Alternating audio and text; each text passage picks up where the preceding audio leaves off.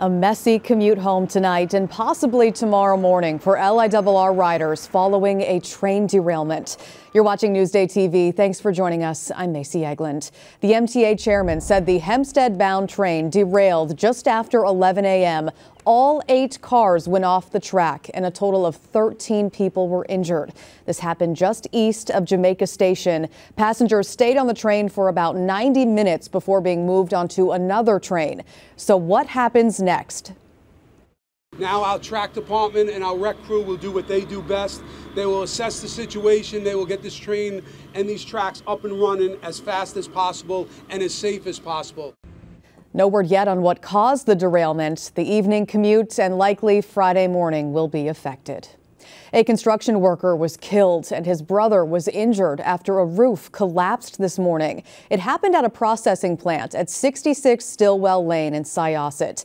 Clara Reyes, who identified as the victim's wife, told Newsday he had been working on the site for several days. Through a translator, she said a piece of the roof fell and, quote, plastered him against the wall. Construction started at that site last year. The Gilgo Beach serial killer case continues to develop, but many questions remain unanswered. Suffolk DA Ray Tierney came to Newsday to give us an inside look into the investigation. Sherry Einhorn reports.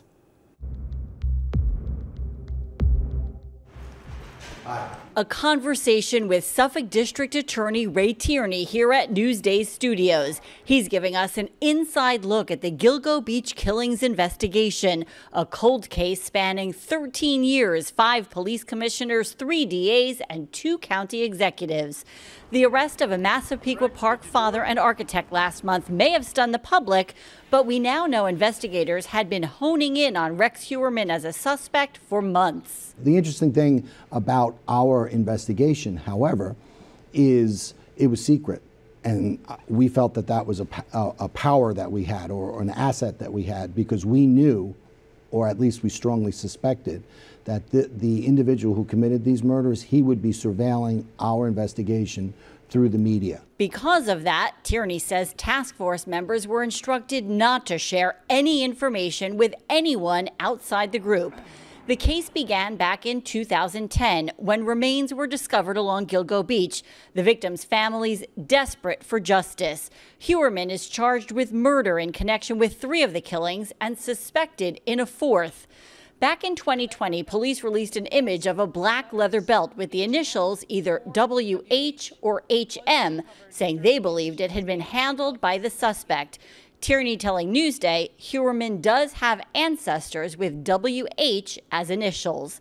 Key question being asked is, what took so long? Why didn't a breakthrough come sooner? There was a task force that had been working on the case. What made the difference here? It's more than just working together. What was different here? Well, I think the difference is we had a bunch of really talented prosecutors and investigators actually working together on a daily basis for the first time ever in this investigation. So the implication is that they weren't working together.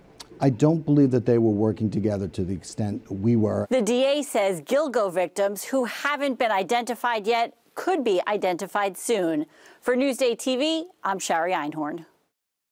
You can watch the full half-hour interview with the Suffolk DA on Newsday.com. Donald Trump pleaded not guilty to federal charges today. Prosecutors say he worked to overturn the results of the 2020 election in the run-up to the January 6th Capitol riot. This is the 3rd criminal case brought against the former president in less than 6 months. Trump is the frontrunner in the 2024 Republican presidential primary. The former head of the NYPD's Sergeants Union will serve 2 years in prison.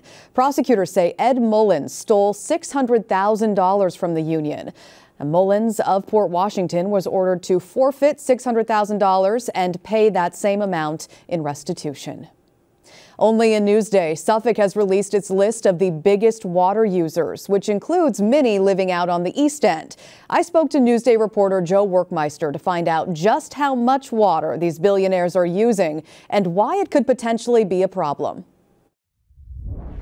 It's the battle over water consumption on Long Island, especially on our East End. It's been a problem for years, with 5 of the top 11 residential water users all being in Southampton. In fact, all on one block, nicknamed Billionaires Lane. Joe Workmeister has been covering this story for us. Why is there now this increased effort to mitigate how much water these homes are using? Right, so water conservation efforts aren't necessarily new, but the issue took on a greater sense of urgency after last summer's drought conditions led to a stage 1 water emergency, where there were concerns that there might not be enough water supply in case of emergencies such as a brush fire, where firefighters needed to access a lot of water quick. So it's a safety issue at this point. We know a lot of that water is being used just to water lawns. So how big of a difference are we talking here? How much water are they using? It's a big difference. So you're talking the average customer uses about 150,000 gallons of water per year, compared to Hampton's homes, where you have some massive estates that are using millions of gallons per year, as much as tens of millions of gallons per year. That is wild. So a huge difference we're talking. What's being done to solve this problem then? So the Suffolk County Water Authority has taken a couple steps, one being trying to put in an odd-even ordinance, which means people should only water their lawns every other day, corresponding to their home address. Something they probably can't enforce, but hoping that people in the area get the message and keep things safe. You can read more on the water consumption battle on Newsday.com. Click Get More below the Newsday TV video box. Let's take a look at your Long Island weather now. Tonight, the possibility of some showers for parts of the island. Temps in the mid to upper 60s. Tomorrow, that rain could intensify into scattered thunderstorms, so bring that umbrella. Highs in the mid 70s for your Friday. Long Island weather is brought to you by the Canine Center. The Massapequa softball team is gearing up for a World Series showdown. Matt Lindsay has the story you'll see only in Newsday.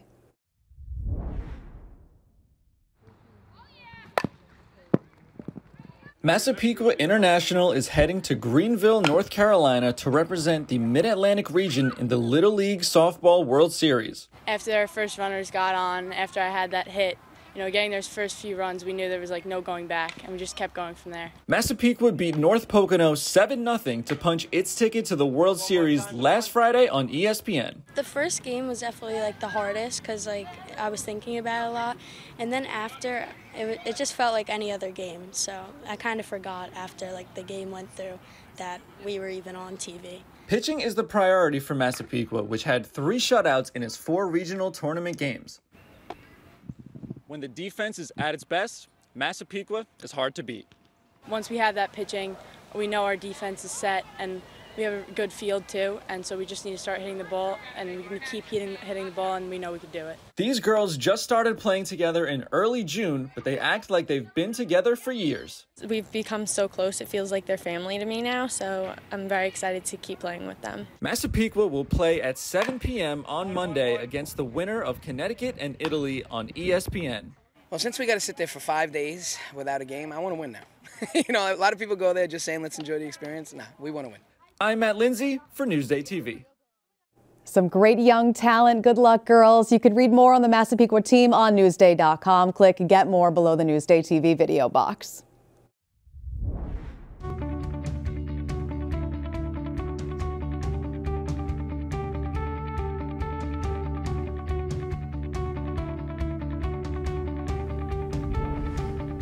Only in Newsday, hotspots for millennials. Our Rachel Weiss takes a look at why homebuyers are flocking to Bayshore.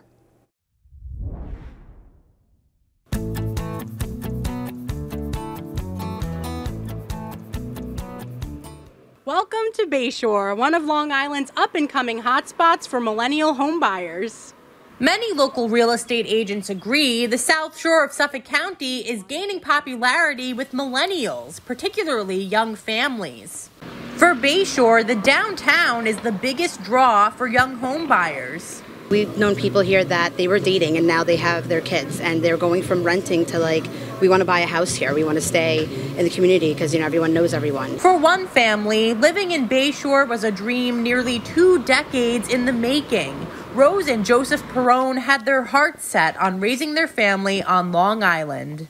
Over the course of 18 years, there was a lot of challenges, and it was getting outbid, not being on the same page with what we wanted or expectation, and you get real disappointed. But the family has happily settled into their new home, which they bought for $540,000. It's where their 5-year-old son will grow up, along with baby number 2 arriving soon. We prayed for a long time about where we would live, because at certain points we were even thinking about moving out of state. And about a year later now we're purchasing this house. So it's kind of all of the pieces are coming together. In Bayshore, Rachel Weiss for NewsdayTV. Read more on hotspots for millennial home buyers on Newsday.com, and be sure to check out Newsday's all-new real estate section in tomorrow's paper. Our team will bring you stories that matter to Long Island, one of the nation's most sought-after and expensive areas to live. What's Up on Long Island is brought to you by PC Richard & Son.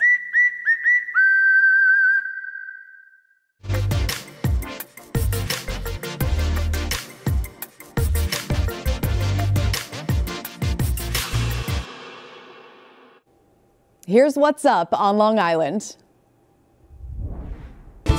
rock me, mama, like a wagon wheel. Rock me, mama, any way you feel. That's Darius Rucker. You can see him at the Catholic Health Amphitheater at Bald's Hill. The country star will hit the stage at 7:30 Saturday night. And I don't want the world to see me, 'cause I don't think that they'd understand. And this one's for you 90s lovers out there. The Goo Goo Dolls are performing at Jones Beach on Saturday night as well. Or check out a comedy written by and starring Massapequa native Steve Guttenberg. Tales from the Gutenberg Bible debuts this weekend at the Bay Street Theater in Sag Harbor. Performances go through September 3rd. For admission info and more events, click Get More below the Newsday TV video box on our homepage. Watch Newsday TV on the big screen. Use the remote to activate Siri, Alexa, Roku, or the Google Assistant on your streaming device. Say Install Newsday. Newsday TV, covering Long Island like no one else can.